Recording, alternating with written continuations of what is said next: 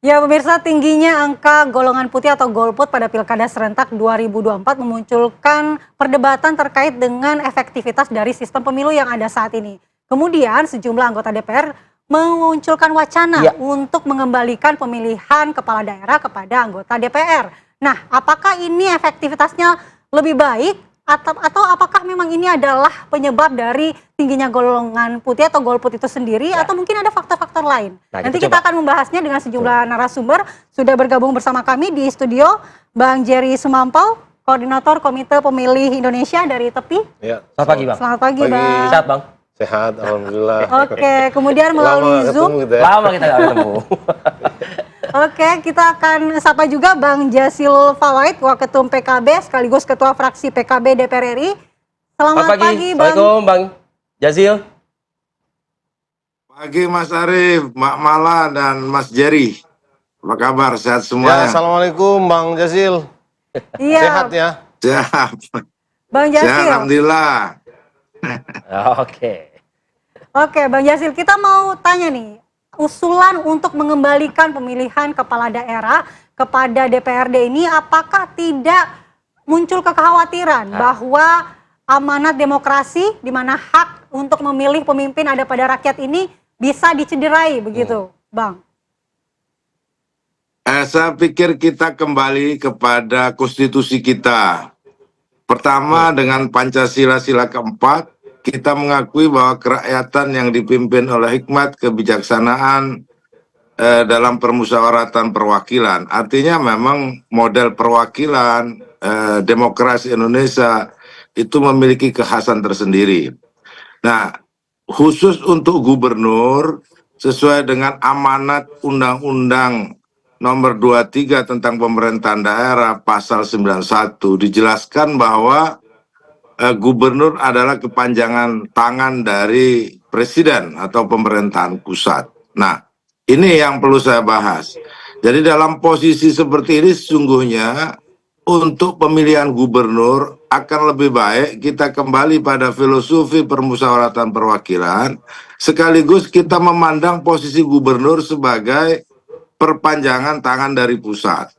Karena di dalam undang-undang pemerintahan itu, otonomi daerah itu ada di tingkat 2. Jadi biarlah masyarakat memilih calon pemimpinnya sesuai dengan daerah otonominya.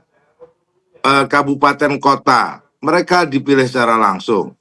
Yang kedua, secara teknis, kami ini mengalami sendiri ketika calon gubernurnya diusung oleh partai, katakanlah PKB, tapi bupati dan wali kotanya berbeda-beda partai. Yang kemudian itu tidak akan matching juga. Tidak mungkin semua pengurus PKB akan memilih calon gubernur A, karena memang di tingkat 2-nya berbeda pilihannya. Nah, ini juga menjadi kerumitan. Yang ketiga, soal efektivitas anggaran. Jadi, bagi kami sebagai evaluasi terhadap rendahnya partisipasi pemilih di tingkat gubernur, juga posisi gubernur, efektivitas anggaran, dan juga otonomi di tingkat 2, maka pilkada untuk gubernur dilaksanakan melalui permusyawaratan perwakilan dilakukan oleh DPRD.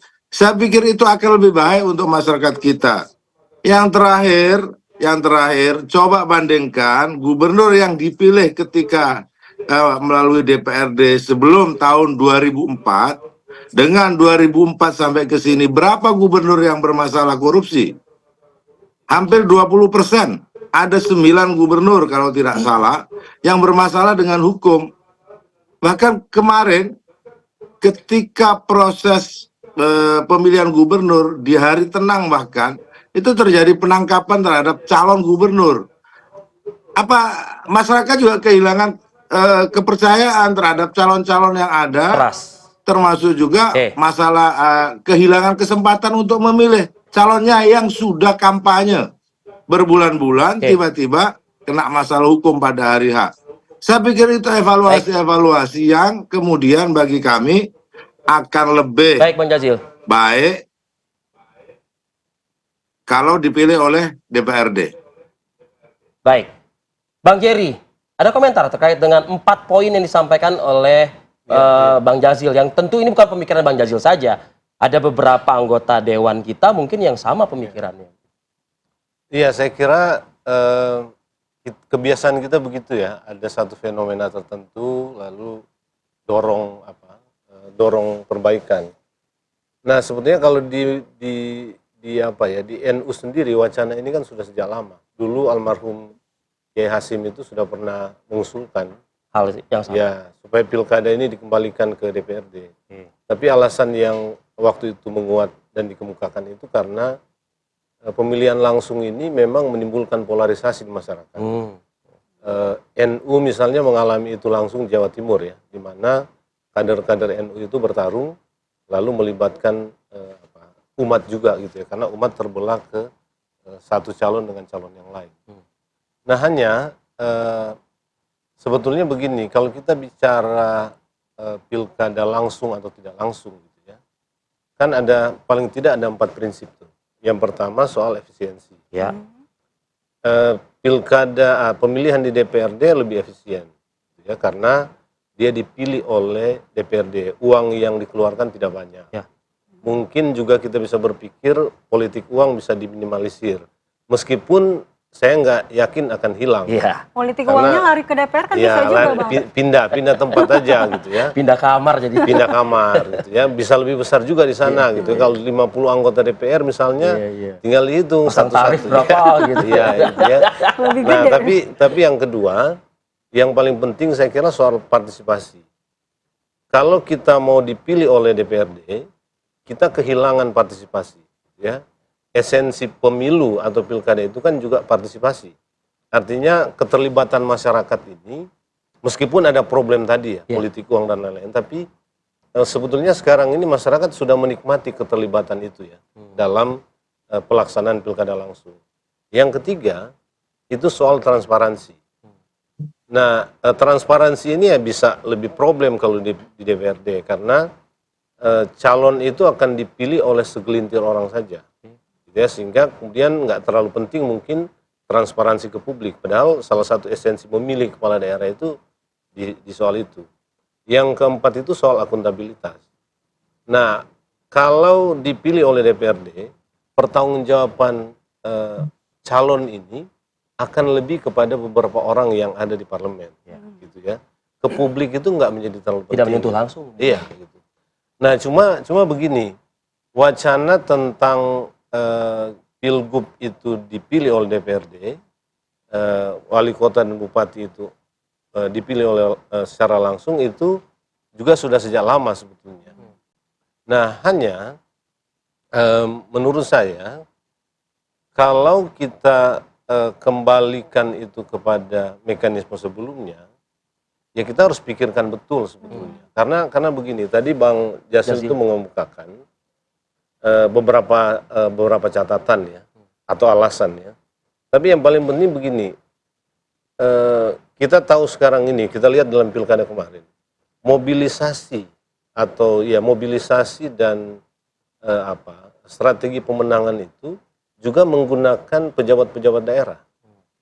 Nah, ini kalau konteks politik kita masih seperti sekarang gitu ya, ini akan makin memperkuat oligarki. Kenapa? Karena pemerintah atau presiden itu punya tangan-tangan langsung di daerah, yang bisa dia setir dan atur dari sini, gitu ya, untuk melakukan mobilisasi terhadap daerah-daerah gitu ya, yang ya dia ingin supaya partainya menang di sana. Dan sekarang kita lihat sebetulnya dalam pilkada 2024 kemarin, 27 November yang lalu, kita bisa lihat tuh kemenangan dari koalisi Kim Plus di mana presiden itu ada di situ, itu banyak sekali. Dan sudah umum dibicarakan bahwa salah satu mobilisasinya itu adalah lewat pejabat-pejabat daerah. Gitu. Jadi betul bahwa gubernur itu adalah perpanjangan tangan pemerintahan pusat, gitu ya. Tetapi dalam konteks politik kita sekarang, bukan tidak saya kira kita harus timbang betul ini, karena ini akan jadi alat politik pemerintah pusat, gitu ya, untuk kepentingan-kepentingan yang pragmatis ya, atau kepentingan-kepentingan lain yang mungkin tidak terlalu berkontribusi kepada persoalan atau problematika kebijakan-kebijakan di daerah untuk perbaikan. Yang saya tangkap dari 4 poin yang disampaikan Bang Jazil tadi, kalau dijelaskan oleh Anda, kayaknya khawatirnya lebih banyak mudaratnya daripada manfaatnya. Iya, saya berpikir seperti itu ya. Iya kan? Saya berpikir seperti itu Atau karena begini Bang Jerry, kalau memang tadi kan usulannya poinnya adalah gubernur bisa dipilih oleh DPR, sementara pemilihan langsungnya itu boleh untuk wali kota Kabupaten dan kota kabupaten. dan, ya. Kalau memang gubernur dianggap sebagai jabatan yang administratif, sementara untuk wali Tingkat kota dua? dan bupati itu Ya, lebih politik ya, dan ya. menyentuh rakyat, kenapa bukan peran gubernurnya aja yang diperbaiki atau direvisi begitu? sebetulnya bisa begitu, tapi revisi peran ini kan juga terkait dengan pemilihan langsung, karena kalau di administratif memang yang nggak terlalu penting dipilih oleh rakyat, kan gitu, karena sifatnya administratif. Jadi dia ditunjuk aja, gitu. Ngapain dipilih oleh DPRD? Karena kalau dipilih oleh DPRD itu kan sebetulnya logikanya dia representasi rakyat juga, Iya. gitu kan. Nah kalau mau di administratif nggak usah pakai pilihan, nggak usah pakai pemilihan, ditunjuk aja oleh pemerintah pusat. Meskipun ada bahaya yang tadi saya kemukakan ya, karena dia akan jadi alat politik pemerintah pusat gitu ya, untuk tujuan-tujuannya sendiri. Kalau tujuannya baik, oke gitu, tapi saya agak ragu sekarang karena praktek kita paling Sekarang aja tidak- Anda sudah melihat ada. ya betul, Ada. gitu. Ini kan kita makin oligarkis gitu. Oke, Jadi oke. yang saya khawatirkan itu dia akan menjadi tangan-tangan oligarki pusat untuk daerah. Gitu. Oke. Memang betul Bang Jasil bilang ya, sekarang ada problem keterpilihan di provinsi dan kabupaten kota seringkali nggak sama. Banyak keluhan gubernur misalnya. Iya. Ini kita Susah berkoordinasi, berkomunikasi. betul, kalau gubernur undang bupati dan wali kota di provinsi itu, Iya. kalau dia tidak satu partai gitu, atau nggak sama apanya, dia kirim sekdanya terus. Gitu. Padahal sekda ini dia punya kewenangan administratif saja. Iya, terbatas. Kewenangan ya terbatas. Dia harus tanya bupatinya, wali kota, ini Pak Gup ini bilang begini, kita koordinasi gimana gitu ya. Kalau nggak cocok nggak jalan memang gitu. Iya. Itu kendala juga yang memang Kayak harus potret kita Sumatera cari. Utara sebelumnya lah ya gitu ya mungkin. Oke deh. Ya sebetulnya juga ada Jawa Tengah ya, yang kasus Pak Jokowi dulu kan. Iya. Oke, nanti Bang Jazil bisa berkomentari. Banyak mudaratnya Bang Jazil. Kalau tadi Anda menyebutkan ini sesuai dengan sila keempat Pancasila ya. Usai jeda Bang Jazil, kita lanjutkan diskusi kita. Kami akan kembali saat lagi.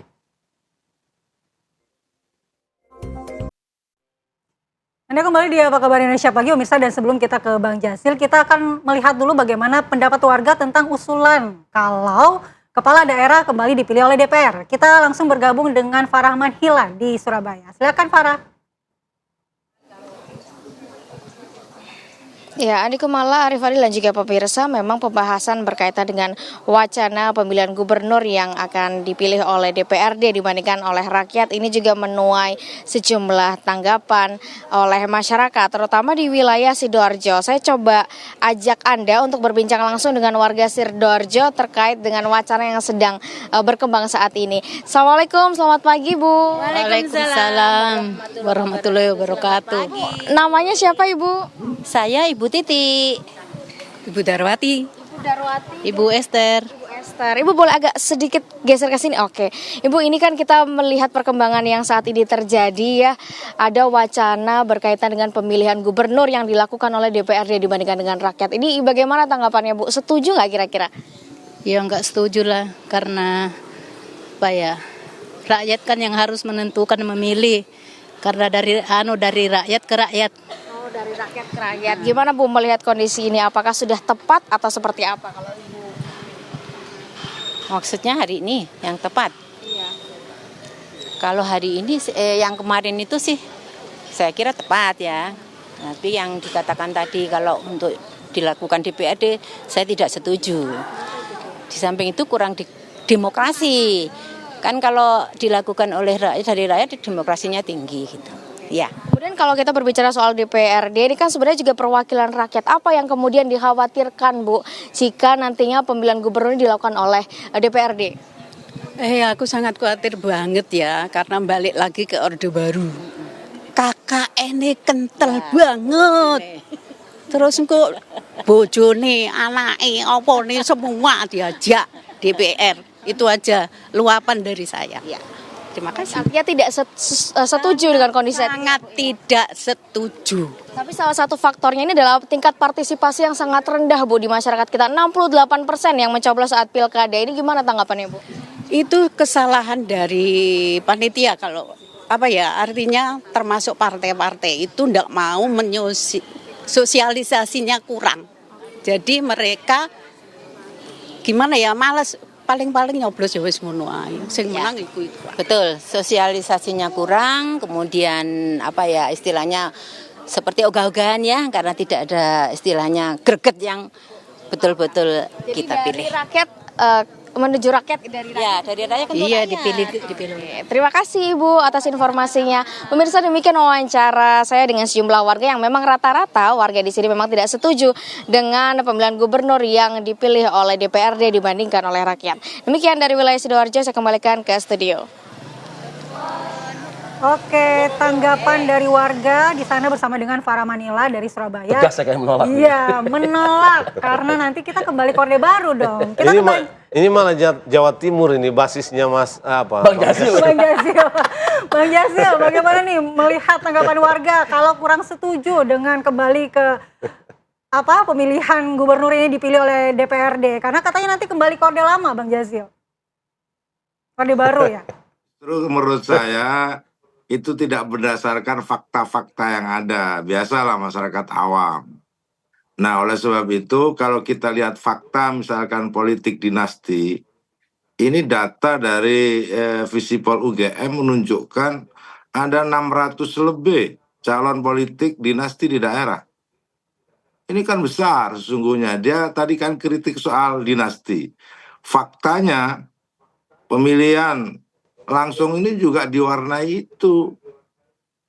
Nah, itu satu. Yang kedua, nah kalau ditanyakan kepada warga atau tanyakan juga kepada para pengamat atau lembaga survei, pasti setuju pemilihan langsung. Karena apa? Karena itu bagian dari pekerjaan. Karena politik dianggap politik transaksi. Bahkan sebagian konsultan itulah yang mengajari politik uang di daerah. Nah, oleh sebab itu menurut saya khusus untuk provinsi, seperti yang saya lihat pada data, terjadi banyak pelanggaran korupsi yang dipilih oleh gubernur yang dipilih langsung. Lebih dari 7 dari 34 ketika itu. Nah, menurut saya cukuplah pemilihan langsung itu untuk memilih presiden dan memilih kepala daerah di tingkat 2. Karena itulah daerah otonomi. Sehingga masyarakat bisa memberikan suara politiknya kepada kepemimpinan di daerah yang di situ secara undang-undang memang diberikan mandat sebagai kepala daerah otonom. Sementara gubernur tidak otonom. Nah, oleh sebab itu menurut saya kalau soal legitimasi sama-sama memiliki legitimasi. Bahkan menurut saya salah satu alasan kenapa golput itu tinggi, capek bila pilih terus. DPRD, DPR RI dipilih memiliki legitimasi langsung dari rakyat. Bupati, wali kota, gubernur, presiden dipilih juga langsung oleh rakyat. Terjadi dual legitimasi. Sama-sama menjadi, akhirnya ada yang disebut dengan heavy eksekutif, heavy legislatif. Oleh sebab itu khusus untuk kepala daerah tingkat provinsi, saya ulangi lagi, tingkat provinsi yang menurut undang-undang pemerintahan daerah itu lebih berfungsi sebagai administratif. Ada 46 tugas dan wewenang pusat yang diberikan kepada provinsi. Oleh sebab itu, partisipasi demokrasi di level paling bawah kita jaga melalui pilkada langsung di tingkat kabupaten kota. Untuk memilih pemimpin secara nasional sudah ada pilpres secara langsung. Kepemimpinan di tingkat legislatif itu juga dipilih secara langsung. Khusus untuk gubernur dipilih melalui DPRD dan sudah lebih nyata bahwa dipilih oleh secara langsung itu lebih nyata mudorotnya. Karena apa? Karena Bang jelas Jazil. gubernur 8 orang ditangkap KPK. Di tengah Oke. pelaksanaan pilkada ditangkap KPK. Kurang apa?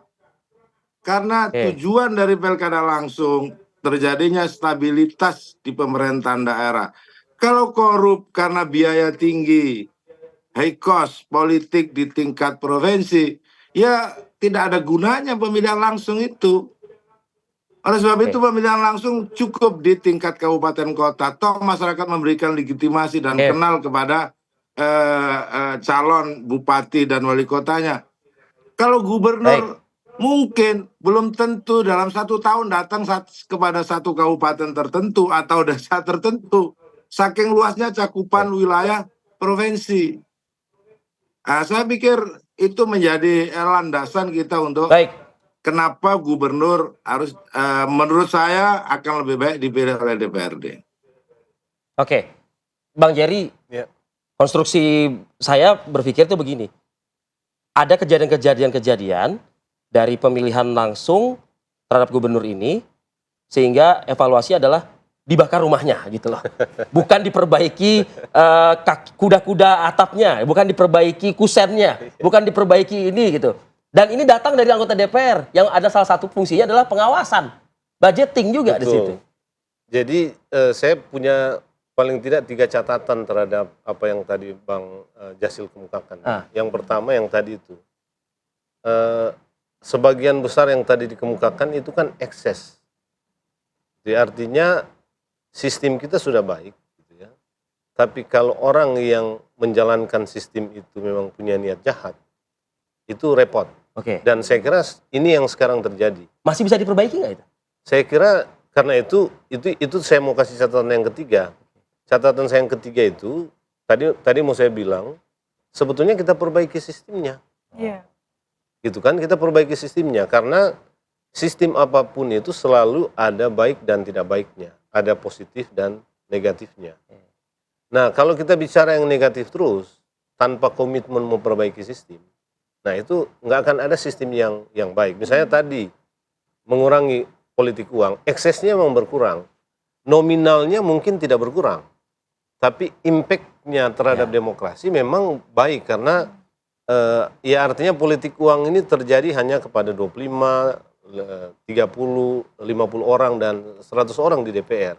Publik mungkin tidak terlalu terdampak. Yang sekarang jadi apa kita ini kan karena politik uang ini memang merusak demokrasi dan publik itu atau masyarakat kita mulai makin terbiasa dengan politik uang itu. Jadi seolah-olah ini sesuatu yang normal. Padahal ini kan keliru, salah.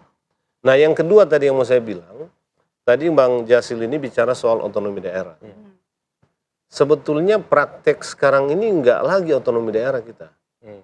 Karena semua hal diatur dari pusat sekarang sebetulnya. Jadi undang-undang otonomi daerah yang dulu sempat disahkan tahun berapa? Tahun 2010 kalau nggak salah ya. Itu makin tergerus dengan banyak undang-undang baru. Yang paling radikal itu kan undang-undang tentang cipta kerja ini. Karena dia mengambil banyak kewenangan daerah yang dulu diberikan oleh undang-undang otonomi daerah. Sehingga jadi tempat tindih. Iya, nah maksud saya begini, politik kita, kecenderungan politik kita, dulu spiritnya awal-awal reformasi itu masih baik, spirit otonomi daerah. Tapi makin kemari, kita makin terpusat lagi. Nah justru di sini problem saya dengan pemilihan langsung dan tidak langsung. Langsung dan tidak langsung itu. Karena itu tadi yang saya bilang. Konsistensi undang-undang dong. Betul, dan ya kalau undang-undang kan DPR dan teman-temannya Bang Jazil ini bisa ubah. Tapi maksud saya kita harus lihat realitas berpolitik kita. Sebetulnya soal kita sekarang ini bukan regulasi dan sistem. Menurut saya ya, kita punya sistem sudah baik sekarang. Cara menjalankan sistem ini yang problem. Nah karena itu, kalau tadi saya bilang kita makin sentralistik lagi. Otonomi daerah itu saya kira tinggal jadi omongan dia, prakteknya tidak lagi. Karena itu kekhawatiran saya, ini akan memunculkan alat-alat oligarki pusat di daerah kalau praktek berdemokrasi kita ini memang etika dan moral itu dan prinsip itu kita kesampingkan. Kita melihat semata-mata soal teknis administratif hukumnya. Ini problem kita sebetulnya. Baik, berarti dari analisa Bang Jerry ini menyimpulkan bahwa alih-alih kita mengganti sistemnya, kita perbaiki dulu yang bisa diperbaiki ya. Mestinya Untuk efisiensi begitu. anggaran kita perbaiki sistem Bisa penggunaan kok. anggarannya. Misalnya kalau kita bicara efisiensi, kita lihat dalam pemilu pilkada kita mana yang bisa dikurangi. Yang sekarang terjadi kan tidak. Anggaran penyelenggara pemilu itu selalu naik. Padahal kita masuk di era digital yang bisa mengurangi hal-hal yang sifatnya fisik. Kan itu misalnya. Tapi ini nggak pernah dipikirkan kalau ketemu antara DPR dengan penyelenggara pemilu gitu ya. Yang kuat itu kan bukan percakapan tentang evaluasi mana yang mau diefisienkan, tapi lobby. Ya ditambah dong supaya nanti kita juga alokasikan juga untuk kunjungan-kunjungan dan seterusnya. Jadi kalau percakapannya begitu nggak akan ada sistem yang oke gitu ya. Karena praktek menjalankan sistem itu ya. Baik. Ya betul. Baik, terima kasih Bang Jerry. Jadi begitu ya Bang Jazil ya, meskipun tidak populer, kira-kira ini mau dibawa kemana nih? Singkat aja deh Bang Jazil, mau dibawa kemana ini Bang Jazil? Justru perbaikan sistem untuk pemilihan gubernur agar jelas bahwa dipilih lewat DPRD untuk gubernur itu jalan lebih baik. Sistem itu Bang Jasil. Tapi Itu yang disebut perbaikan sistem. Kalau Beda Anda perbaikan sama perubahan. Justru itu sistemnya kepada sistem pemilihan yang menurut nilai Pancasila, perwakilan itu seperti Oke. itu. Kalau menurut saya Oke. apa yang disampaikan oleh Pak Jerry soal nilai, dulu sistem soal yang praktek sekarang itu itu semuanya dirumuskan bullshit juga dengan alasan Karena ini apa? nilai-nilai Karena Pancasila faktanya kan. etik banyak dilanggar oleh elit ini. Oke. Dengan sistem yang ada ini aja bisa kalau soal itu. Oke. Oleh sebab itu, Oke, menurut Bang. saya tawaran perbaikan sistem pemilihan di tingkat provinsi menjadi bagian yang Perubahan, Bang, kita bukan bisa perbaikan. ambil. Oke Bang Jazil. Terima kasih banyak Bang Jazil, waktunya pagi Ya. ini Bang. Atas Makasih sama-sama. penjelasannya ya Bang Jazil ya. Terima kasih Bang. Ya. Assalamualaikum Bang Jerry, terima kasih. Makasih. Terima kasih. Assalamualaikum Bang Jasil. Ya pemirsa, kita Sama, akan kembali Bang di Apa Jerry. Kabar Yo. Indonesia Pagi, tentu masih dengan bahasan menarik lainnya. Tetaplah di Apa Kabar Indonesia Pagi. Ini bukan perbaikan ya.